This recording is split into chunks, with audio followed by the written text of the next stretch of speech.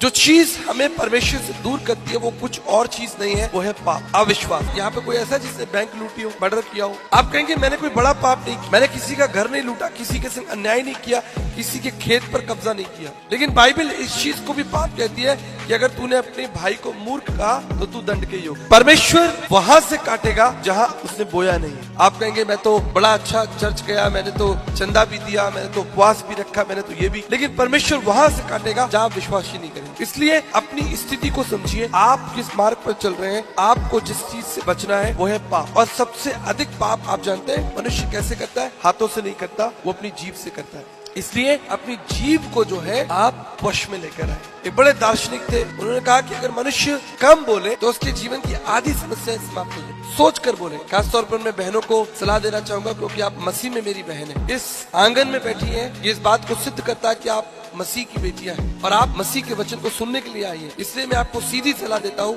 आप कम बोला करें। अपने घर में, अपने पति से, आसपास के लोगों से, इस बात को मैं बता रहा हूँ, आपको बड़े अनुभव से बता रहा हूँ। ये चुगलियां करना, बुराइयां निकालना, कमियां निकालना, द्वेष निकालना, जलन रखना, मुंह से बोलना, अपनी जीभ को वश में करें, आपके पाप क्षमा हो जाए। मेरी बात याद रखिएगा, कम बोलने की आदत डालें। जब आप ज्यादा बोलेंगे, बाइबल कहती है इस बात को, जीवन और मृत्यु जो है वो तुम्हारे मुंह में है, तुम्हारी जीभ में। याद रखिएगा मेरी बात।